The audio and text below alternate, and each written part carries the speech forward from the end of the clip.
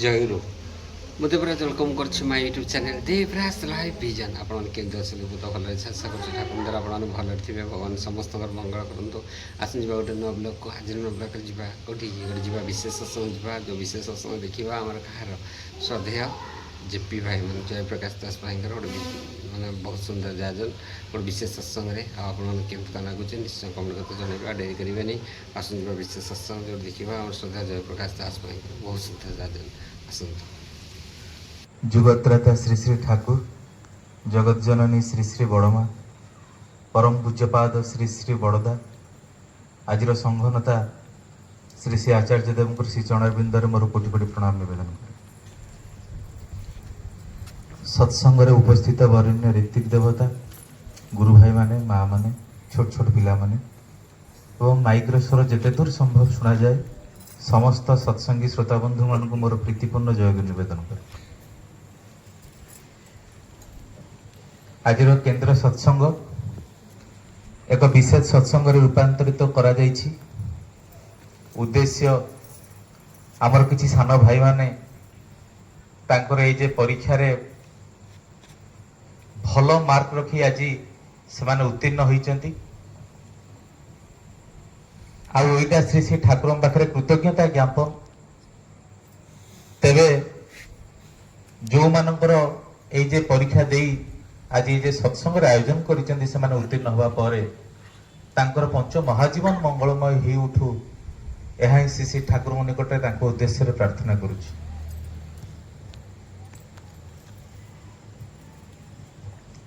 प्रकृत आम जो मैंने ठाकुर दीक्षा नहींचे मोटामोटी सत्संगी मान जीवन परीक्षार जीवन। भाई माने आज परीक्षा देइचंती हुए तो स्कूल कॉलेज रे परीक्षा रे पास हो आम उत्तीर्ण होइचे।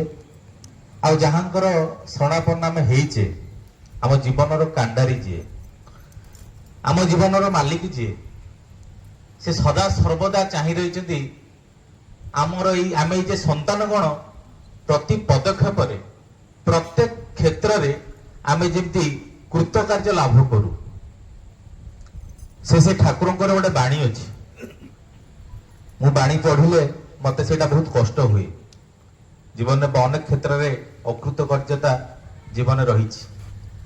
ठाकुर बाणीटी हूँ अकृतकार्यता उपरे।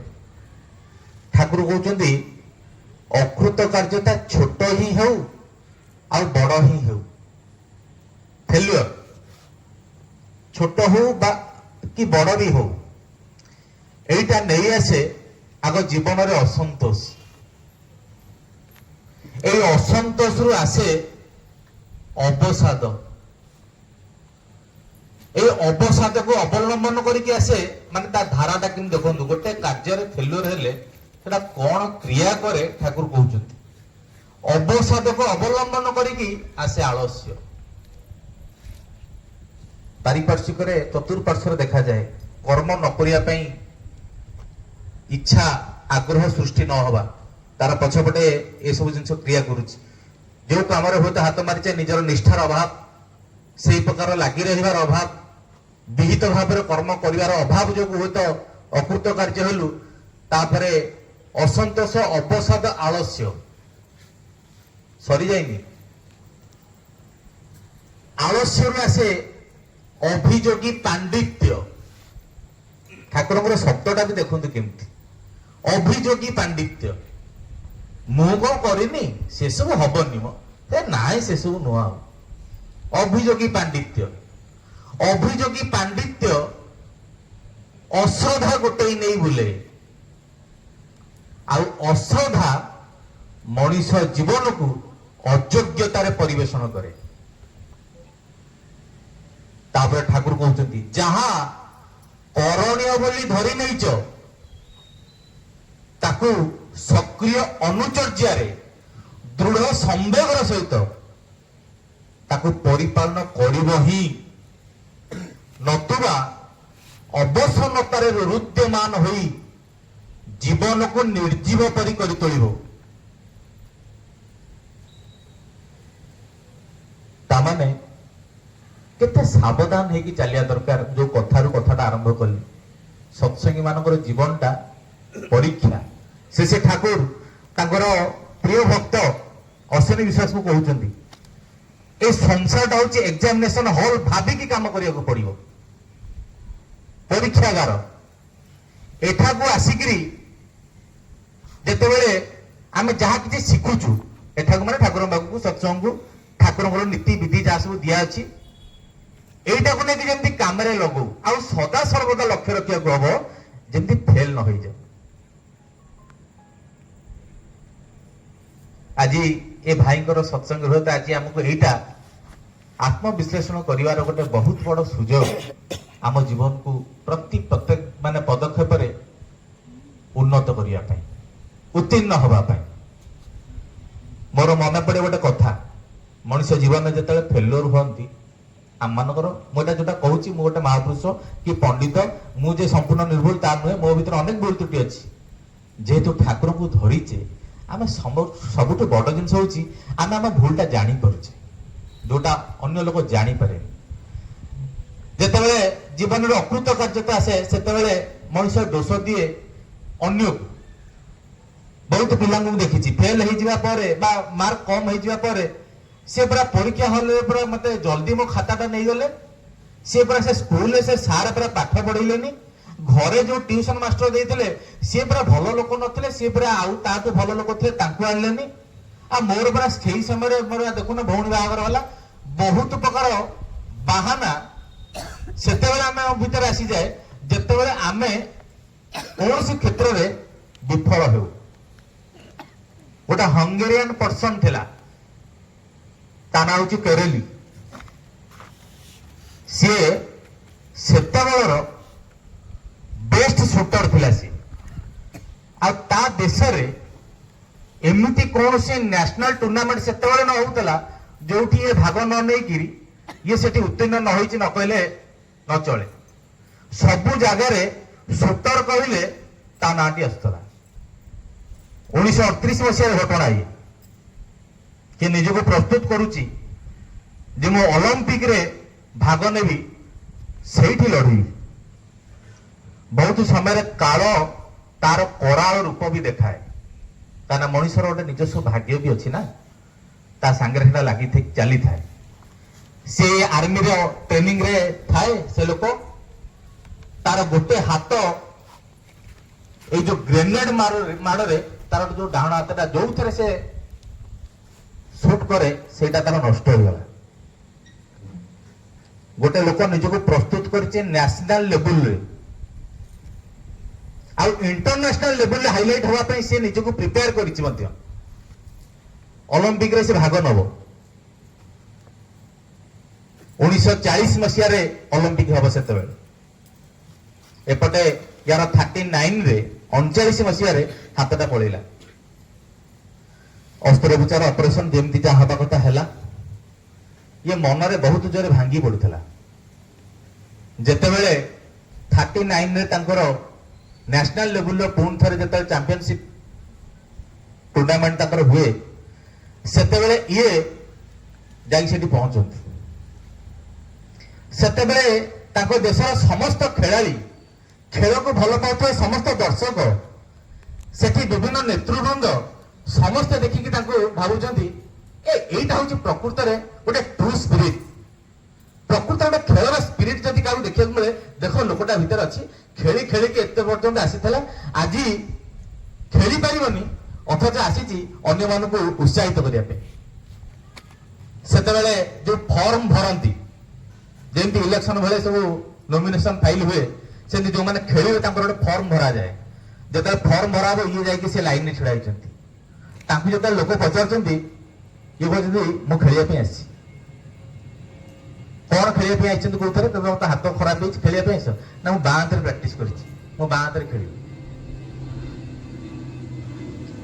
हऊ समस्ते देखिले बाँ हाथ खेल हम बाँ हाथ लोक साधारण भाव लेखि पारती बाँ हाथ जे कम डाण हाथ करे से बाँ हाथ ठीक से आम समस्त भी जानते आश्चर्य विषय थे या से नेशनल लेवल खेल में यही व्यक्ति से समस्त जो माने कंपिटिटर थे समस्त परास्त करके ये से फास्ट होते ସେତେବେଳେ ସମସ୍ତେ ଆଶ୍ଚର୍ଯ୍ୟ ହେଇଥିଲେ ଏମିତି କେମିତି ହେଇପାରେ। ଆମ ପାଖରେ କଣ ଆମର ଏଇଟା ହେଲାନି, ଲସ୍ ହେଇଗଲା, ଆମର ସେଇ ଜିନିଷଟା ନଷ୍ଟ ହେଇଗଲା, ମତେ ଭାଗ୍ୟ ସାଥ ଦେଲାନି। ଭାଗ୍ୟ ଗଢିବାକୁ ପଡେ, ଆଉ ଲୋକ ସେଇଠି ଅଟକି ଯାଇନାହାନ୍ତି। 1940 ମସିହାରେ ଯେତେବେଳେ ଅଲମ୍ପିକ ହେବାକୁ ଥିଲା, ନିଜକୁ ପ୍ରସ୍ତୁତ କରୁଛନ୍ତି ଅଲମ୍ପିକରେ ମୁଁ ଖେଳିବି, ଆଉ ଦୁର୍ଭାଗ୍ୟରେ ବଶତଃ ଅଲମ୍ପିକ 40ରେ ହଉନି, କାହିଁକିନା ୱାର୍ଲଡ ୱାର ଚାଲିଛି। ପୁଣି ଅପେକ୍ଷା 4 ବର୍ଷକୁ ଥରେ ଅଲମ୍ପିକ ହୁଏ, ପୁଣି 1944 ମସିହାକୁ ୱାର୍ଲଡ ୱାର ସକାଶେ ସେଇ 44 ମସିହାର ଅଲମ୍ପିକ ବି ହେଲାନି। କେତେ ବର୍ଷ ଗଲା ଦେଖନ୍ତୁ, 40 ଗଲା, 44 ଗଲା, ଘଟଣା ଘଟିଲା 39 ମସିହାରେ, 9 ବର୍ଷ ରୁପିଗଲା। ନିଜକୁ ପ୍ରସ୍ତୁତ ଯଦି କରିବେ, କୋଉଠି କରିବେ ନା ପୁଣି ଆଉ 4 ବର୍ଷ 52 ମସିହା ପର୍ଯ୍ୟନ୍ତ ନିଜକୁ ପ୍ରସ୍ତୁତ ରଖି, ମନ ଭିତରେ ଧୈର୍ଯ୍ୟ ରଖି, ଏକାନ୍ତରେ ନିଷ୍ଠା ରଖି 52 ମସିହାର ଅଲମ୍ପିକକୁ ଆସିକି ଭାଗ ନେଲେ। ସାରା ଇତିହାସରେ ରହିଲା ସ୍ୱର୍ଣ୍ଣ ଅକ୍ଷରେ ଲିପିବଦ୍ଧ ହେଇକିରି, ସେ ବର୍ଷର ଅଲମ୍ପିକ ଗୋଲ୍ଡ ମେଡାଲିଷ୍ଟ କରିଲି। ସେଇଠି ବି ସେ ଅଟକି ଯାଇଛି। ତା ପର ବର୍ଷ ମାନେ ତା ପର ଯୋଉ ଅଲମ୍ପିକ 56 ମସିହାରେ ସେ ଏତେବେଳେ ବି ଗୋଲ୍ଡ ମେଡାଲିଷ୍ଟ। ସେତେବେଳେ ସମୟ ପର୍ଯ୍ୟନ୍ତ କେହି ଏକକାଳୀନ 2ଟା ଗୋଲ୍ଡ ମେଡାଲିଷ୍ଟ ଅଲମ୍ପିକରେ ଭାଗ ନେଇକି ଚମ୍ପିଆନ ହେବା କେହି ହେଇନଥିଲେ। ଏଇଟାକୁ କୁହାଯାଏ ତୀବ୍ର ମନୋବଳ, ଏଇଟାକୁ କୁହାଯାଏ ଅଚ୍ୟୁତ ନିଷ୍ଠା, ଏଇଟାକୁ କୁହାଯାଏ ଠାକୁରଙ୍କ ବାଣୀରେ ତୁମେ ଶକ୍ତିମାନ ସେତେବେଳେ ହିଁ ଯେତେବେଳେ ବାଧା ତୁମକୁ ଧମକ ଦେଖେଇ ପାରୁନି। ତାମାନେ କୌଣସି ପ୍ରକାର ପ୍ରତିକୂଳ ପରିସ୍ଥିତି ମତେ ମୋର ଲକ୍ଷ୍ୟ ସ୍ଥଳରେ ମତେ ବିଚ୍ୟୁତ କରିପାରିବନି, ଏଇଟାକୁ କୁହାଯାଏ ସଂକଳ୍ପ। ଆଉ ଏଇ ପ୍ରକାର ଯୋଗ୍ୟ ଦକ୍ଷ ହେଇ ଉଠିବା ପାଇଁ ସେ ଠାକୁର ଚାହୁଁଥିଲେ ଏଇ ଯେ ସନ୍ତାନ ସନ୍ତତି ତାଙ୍କର, ଏଇ ଯୋଉ ଆମେ ମାନେ ଭକ୍ତ ଶିଷ୍ୟ, ଆଜି ଯୋଉ ପିଲାମାନେ ପରୀକ୍ଷାରେ ଦେଲେ ପାସ୍ ହେଲେ, ପରୀକ୍ଷା ଆହୁରି ଆସିବ, ଆଗକୁ ଜୀବନ ଆହୁରି ଆସିବ। ଜୀବନ ଆରମ୍ଭ ହେଲା, ଆମେ ଏକୁଟିଆ ହେବା, ଆମର ପ୍ରବୃତ୍ତି ସୃଷ୍ଟି ହବ, ମଣିଷ ଜୀବନରେ ବହୁତ ପ୍ରକାର ପ୍ରତିକୂଳତା ସୃଷ୍ଟି ହବ, ସନ୍ଦେହ ଆସିବ, ସେଠି ପରୀକ୍ଷା ଦେବାକୁ ପଡିବ। ଠାକୁରଙ୍କର ଜଣେ ଭକ୍ତ ଥିଲେ, ନା ତାଙ୍କର ମଣୀନ୍ଦ୍ରନାଥ ସେନ, ଛାତ୍ର ଅବସ୍ଥାରୁ ଠାକୁରଙ୍କ ପାଖରେ ଥିଲେ। ଠାକୁରଙ୍କ ଆଶ୍ରମ ରହିକି ସେ ପଢାପଢି ତପବନ କରିକି ଠାକୁରଙ୍କ ପାଖରେ ଟିକେ କିଛି ସମୟ ବିତେଇକି ଯାଆନ୍ତି। ବହୁତ ଦିନ ଧରି ଠାକୁରଙ୍କ ପାଖରେ ରହିଯାଇଛନ୍ତି। ଠାକୁର ତାଙ୍କୁ ଦିନେ ପଚାରିବେ, ତୁ ତ ଅନେକ ଦିନ ହେଲାଣି ଘରକୁ ଯାଇନୁ ରେ? ନା ନାଇଁ ଠାକୁର ଯାଇନି। ନା ଯିବାକୁ ଇଚ୍ଛା ହଉନି, ଯିବୁନି? ନା ହଁ ଠାକୁର ଟିକେ ଯାଆନ୍ତି। ୟାର ପୂର୍ବରୁ ସେଇ କଥା ଭାବିଛନ୍ତି, ଘରକୁ ବହୁତ ଦିନ ଯାଇନି, ଗଲେ ହୁଅନ୍ତା। କେବେ ଠାକୁରଙ୍କୁ କହିନାହାନ୍ତି, ଠାକୁର ତାଙ୍କୁ ତାଙ୍କ ତରଫରୁ କହିଛନ୍ତି, ନା ତୁ ଯାଉନୁ, ଯା, ତୁ ଗୋଟେ କାମ କର, କାଲି ସକାଳୁ ବାହାରିକି ପଳା, ସକାଳ ଗାଡି ଆସିବ ଯେତେବେଳେ ବସରେ ବାହାରିକି ପଳେଇବୁ। ନା ହଉ ଠିକ ଅଛି। ଇଏ ସେଠୁ ଯାଇ ଘରେ ପ୍ରସ୍ତୁତ ହେଇ ତାଙ୍କର ବେଡିଂ ବସ୍ତାନି ବାନ୍ଧି ସକାଳୁ ସକାଳୁ ଆସି ଠାକୁରଙ୍କ ପାଖରେ ହାଜର, ତାଙ୍କ ଆଟାଜି ଫାଟାଜି ଧରିକି ଆସି ଠାକୁରଙ୍କ ପାଖରେ ହାଜର। ଠାକୁରଙ୍କୁ ମୁଣ୍ଡିଆ ମାରିବେ, ଯିବେ। ବସ୍ ଟାଇମ ହଉଛି, ପାଖେଇ ଗଲାଣି, ବସ୍ ଟା ସେଇ ବାଟରେ ଯିବ, ଏଇ ଆଶ୍ରମ ପାଖରେ ଦେଇକି ଯିବ। ଠାକୁର ତାଙ୍କୁ କହିବେ, ବ ପାଖରେ ବ। ସେଠୁ ବସିବେ, କହିବେ ଟିକେ ଏଇ ଯୋଉ ଗଡଗଡାଟା ଟିକେ ସଜେଇଲୁ। ଇଏ ସେଠୁ ଭାବିବେ, ଠାକୁର କହିଥିଲେ ଯିବା ପାଇଁ, ଟିକେ ଗଡଗଡା ସଜେଇବା କହିଲାଣି, ଗାଡି ଟାଇମ ହେଇଗଲାଣି, ମୁଁ ଯିବି ନା? ହଉ ଠାକୁର ତ କହୁଛନ୍ତି, ସେଠୁ ଗଡଗଡା ସଜେଇବେ। ଦେଖିବେ ସେ ଯୋଉ ବସ୍ ଯାଇଥାଏ, ସେ ହର୍ନ ମାରିକି ଯାଉଛି। ବସ୍, ଠାକୁର କହିଥିଲେ ବସରେ ଯିବା ପାଇଁ, ବସ୍ ଟା ପଳେଇବ। ମନ ବାଡେଇ ଛାଟି ହଉଛି, ବସ୍ ପଳେଇବ। ଯେମିତି ଚାହିଁଛନ୍ତି, ବସ୍ ପଳେଇ ଗଲା। ଆଉ ଠାକୁର କିଛି କହୁନାହାନ୍ତି, ବସ୍ ଆଇଲା କି ତୁ ଯିବୁ କି ତୁ ବେଡି ବସ୍ତାରେ ଆଣିଛୁ, ଯା କଣ କିଛି। ଭାବିଲେ ତାଙ୍କୁ ତ ଜୀବନ ଗୁରୁ ରୂପେ ଗ୍ରହଣ କରିଛି, ଆଉ କଣ ତାଙ୍କ ଉପରେ କଣ କହିବେ କିଛି। ଏହା ଭାବିକି ସେ ଗଡଗଡାଟାକୁ ସଜେଇଲେ, ଠାକୁରଙ୍କୁ ଧରେଇଲେ, ବସି ରହିଲେ ଠାକୁରଙ୍କ ପାଖରେ। ଠାକୁର ଗଡଗଡାଟାକୁ ଟାଣିକି ଖୁବ ଆନନ୍ଦ ରହିକି ତାଙ୍କୁ ପୁଣି ପଚାରୁଛନ୍ତି, ଅରେ ତୋର ଆଜି ଘରକୁ ଯିବାର ପଡିଲା? ନା ହଁ ଠାକୁର। ନା ଯାଉନୁ? ନା ଯିବି, ଯା, ଏଇ ଯୋଉ ଗାଡି ଆସିବ ପଳା। ତାପରେ ଆଉ ଗୋଟେ ଗାଡି ଆସିଛି କିଛି ସମୟ ପରେ। ଇଏ ସେ ଗାଡିରେ ବସିକି ଯାଇଛନ୍ତି। ଏ ଗାଡିରେ ବସିକି ଯାଇକି ଦେଖୁଛନ୍ତି, ଅଳ୍ପ କିଛି କିଲୋମିଟର ଦୂରତ୍ୱରେ ବସଟି ଯାଇକି ଗୋଟେ କାଠ ବ୍ରିଜରେ ଯାଇକି ମାଡ଼ ହେଇଛି। ବସରେ ବସିଥିବା ସମସ୍ତ ଲୋକ କିଛି ନା କିଛି ଖଣ୍ଡିଆ ଖାବରା, କାହାର ମୁଣ୍ଡ ଫାଟି ଯାଇଛି, କାହାର ହାତ ଭାଙ୍ଗି ଯାଇଛି, କାହାର ଗୋଡ ଭାଙ୍ଗି ଯାଇଛି, ସବୁ ମାନେ ବିକଟାଳ ଶବ୍ଦ କରୁଛନ୍ତି, ବୋଉଲ ବାପାଲ ଚିତ୍କାର କରୁଛନ୍ତି। ସହରରୁ ଆମ୍ବୁଲାନ୍ସ ଆସିକି ଲୋକମାନଙ୍କୁ ଷ୍ଟ୍ରେଚରରେ ବୋହିକି ସବୁ ଆମ୍ବୁଲାନ୍ସ ଭିତରେ ପୁରେଇ ଯାଉଛି। ଇଏ ତାକୁ ଦେଖିକି ଏକବାରେ ଛାନିଆ କହିଲେ, ଆରେ ହେ କଣ ମୁଁ ଘରକୁ କଣ ଯିବି? ଗୋଟେ ଭକ୍ତ କେମିତି ସେ କେମିତି ନିଜକୁ ବୁଝାଉଛନ୍ତି ଦେଖନ୍ତୁ। ଆରେ ମୁଁ କଣ ଘରକୁ ଆଉ କାହିଁକି ଯିବି? ମତେ ଯିଏ ଦିନ ରାତି ଅହରହ ତାଙ୍କର ଦିବ୍ୟ ଚକ୍ଷୁ ଦ୍ୱାରା ଯିଏ ମତେ ଦେଖୁଛନ୍ତି, ମୁଁ ଘରକୁ ଆଉ କଣ ଯିବି? କାହା ପାଖକୁ ଯିବି? ମୁଁ ୟାଙ୍କରି ପାଖରେ ଜୀବନଟା ଅତିବାହିତ କରିବି ଭାବୁଛନ୍ତି ଗାଡିରୁ ଓହ୍ଲେଇ ଆସିବେ। ପୁଣି ଭାବୁଛନ୍ତି ମୁଁ ଯଦି ଗାଡିରୁ ଓହ୍ଲେଇ ଆସିବି ମୋ ଠାକୁରଙ୍କର କଥାଟା ଅବମାନନା ହେଇଯିବନି ତ? ଠାକୁର କହିଛନ୍ତି ନା ତୁ ଟିକେ ଯାଇ ଘରକୁ ପଳା। ନାଇଁ ନାଇଁ, ମୁଁ ଘରକୁ ଯିବି, ଘରେ ଦେଖା କରି ଖାଲି ପଳେଇ ଆସିବି, ଆଉ କେବେ ଯିବିନି, ମାନେ ଠାକୁରଙ୍କୁ ଛାଡି କେବେ ଯିବିନି।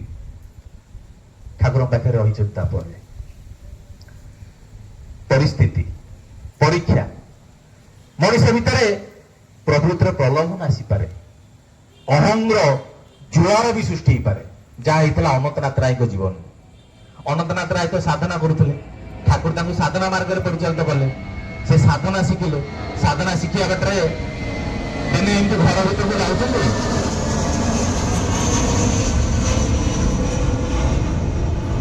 ତାଙ୍କର ଘରୁ ଏଇ ତାଙ୍କ ବାହାରକୁ ଯିବା ଆସିବା କରୁଛନ୍ତି, ତା ଭିତରେ ଦେଖିବେ ଘର ଭିତରୁ ଥାଇକି ଶୁଣିବେ ଗୋଟେ ଚଢେଇଟେ ଖୁବ ସୁନ୍ଦର ଭାବରେ ବୋବଉଛି। ସେ ଆସିକି ବାହାରକୁ ଆସିକି ଦେଖିବେ ଗୋଟେ ଗଛରେ ଗୋଟେ ଚଢେଇଟେ ଭାରି ସୁମଧୁର ସ୍ୱରରେ ସେ ତାର ସେ ବୋବେଇ ଚାଲିଛି। ଇଏ ମନରେ ଭାବୁଛନ୍ତି, ଆହା କି ସୁନ୍ଦର ଚଢେଇ, କେତେ ତାର ସ୍ୱର ଇଏ, ଆଉ ବଢିଆ ଲାଗୁଛି, ଏମିତି ବସିକି ଦିନ ଯାକ ବୋବାନ୍ତାନି। ଏମିତି ମନରେ ଭାବୁଛନ୍ତି, ସେ ବୋବେଇ ଚାଲିଛି। ଅନନ୍ତନାଥ ରାୟ ବାହାରକୁ କୌଣସି କାମରେ ଯାଇଥିଲେ, ଫେରିକି ଘରକୁ ଆସନ୍ତି, ଦେଖୁଛନ୍ତି ଚଢେଇଟା ଠିକ ସେମିତି ବୋବଉଛି। ହେ ଏ ଚଢେଇଟି ସକାଳୁ ଏମିତି ବସିକି ବୋବଉଛି, ଯା ଯା ଉଡି ଯା, ଏମିତି ମନରେ ଭାବିଛନ୍ତି ଚଢେଇ ଉଡିଯିବ। ଇଏ ଭାବିବେ କି ଶକ୍ତି କିରେ ମୋର। ସେତେବେଳେ ଠାକୁର ଆସିକି ତାଙ୍କୁ ଚେକ୍ ଦେଇଛନ୍ତି, ସେ କଥା ଅଲଗା। ସାଧନାରେ ଇଏ ଉନ୍ନତି ଲାଭ କରିଛନ୍ତି, ୟାଙ୍କ ମନକୁ ଭ୍ରମ ଆସିବ, ଆଉ ଇଏ ଯାଇ ଠାକୁରଙ୍କ ପାଖରେ କହିବେ ଗୋଟେ ସମୟର କଥା ଯେ ଠାକୁର ନିଜ ଇଚ୍ଛାରେ ମଣିଷ ଏଇ ଯୋଉ କାମଭାବକୁ ଜୟ କରି ଯାଇପାରେ। ଠାକୁର କହିବେ ନାଇଁ, ତା ନୁହେଁ, ପରମ ପିତାଙ୍କ ଇଚ୍ଛା ଆଉ ଇଷ୍ଟ ନିଷ୍ଠା ବିନା ଏହା ସମ୍ଭବ ନୁହେଁ। ଯଦି ସମ୍ଭବ ତେବେ ଏଇ ପରମ ପିତାଙ୍କ ଇଚ୍ଛା ଆଉ ଇଷ୍ଟ ନିଷ୍ଠା ଦ୍ୱାରା ପ୍ରଭୃତି ନିୟନ୍ତ୍ରଣ ହେଇପାରିବ। ତେବେ ଇଏ ତ ତାଙ୍କ ମନର କଥା ଠାକୁରଙ୍କୁ କହିଦେଇଛନ୍ତି ଅନନ୍ତନାଥ ରାୟ। ପରବର୍ତ୍ତୀ ସମୟରେ ନବଦ୍ୱୀପ ଯାଇଛନ୍ତି, ଚୈତନ୍ୟ ମହାପ୍ରଭୁଙ୍କର ଯୋଉ ଲୀଳା କ୍ଷେତ୍ର, ସେଠି ବୈଷ୍ଣବୀ ମାନଙ୍କର କୀର୍ତ୍ତନ ଦେଖିଛନ୍ତି। ବୈଷ୍ଣବୀ ମାନଙ୍କର କୀର୍ତ୍ତନ ଦେଖିକି ୟାଙ୍କ ଭିତରେ କାମ ଭାବ ସୃଷ୍ଟି ହେଇଛି। ଆଉ କୌଣସି ମତେ ଇଏ ଠାକୁରଙ୍କ ଦୟାରୁ ସେଠୁ ରକ୍ଷା ପାଇଯାଇକିରି ଚାଲି ଆସିଛନ୍ତି ଆଶ୍ରମକୁ। ଆଶ୍ରମରେ ଆସିକି ଠାକୁରଙ୍କୁ ଏକଥା ନିବେଦନ କରୁଛନ୍ତି ଯେ ଠାକୁର ନିଜର ମନର କଥା। ସେତେବେଳେ ତାଙ୍କୁ ଠାକୁର କହୁଛନ୍ତି, ଏଇ ଇଷ୍ଟ ନିଷ୍ଠା ଆଉ ବିନା ପରମ ପିତାଙ୍କ ଦୟାରେ ମଣିଷ ପ୍ରବୃତ୍ତିକୁ ଜୟ କରିପାରିବ ନାହିଁ। ମଣିଷ ତାମାନେ ପ୍ରତି ପଦକ୍ଷେପରେ ବହୁତ ପ୍ରକାର କ୍ଷେତ୍ରରେ ମଣିଷକୁ ପରୀକ୍ଷା ଦେବାକୁ ପଡିବ, ମଣିଷକୁ ତାଙ୍କ ଅନୁଯାୟୀ ରଖିବାକୁ ହେବ। ଆଉ ସବୁଠୁ ବଡ କଥା ହଉଛି, ପରୀକ୍ଷାରେ ଉତ୍ତୀର୍ଣ୍ଣ ଲାଭ କରିବାକୁ ହେଲେ ସବୁଠୁ ବଡ ସମ୍ପଦ ହଉଛି ଠାକୁରଙ୍କ ପ୍ରତି ଅକାଟ୍ୟ ଟାଣ। ଯେତେ ଚାଲାକି କରୁ, ଯେତେ ବୁଦ୍ଧି କରୁ, ମୁଁ ଦେଖିଛି ଲୋକ ସାମାନ୍ୟ ଗୋଟେ ଜରିଟେ ପାର୍ସଲ ତାକୁ ଡାଲମାଟେ ଦିଆ ହେଲାନି ବୋଲି ସେ ସତ୍ସଙ୍ଗ ଆଇଲାନି, ଚପଲଟା ତାର ଚୋରି ହେଇଗଲା ବୋଲି ସେ ଦୀକ୍ଷା ଛାଡିଦେଲା, କଣ ଗୋଟେ ବସିଥିଲେ ତାକୁ ଗୋଟେ କିଏ ଭଜନ ଗାଇବା ପାଇଁ ପଚାରିଲେନି ବୋଲି ସେ ମନ ଖରାପ କରିକି ଆସୁନି। ଏମିତି ବହୁତ କଥା ନଜିର ଦେଖିବାକୁ ମିଳେ। କାହିଁକି ନା କୋଉଠି ନା କୋଉଠି ଆମେ ଆମ ଭିତରେ ଇଷ୍ଟଙ୍କ ଠାରୁ ଆମର କିଛି ଚାହିଦା ବଡ ହେଇଛି। ଏଇଗୁଡାକ ପରୀକ୍ଷାର ଜାଗା।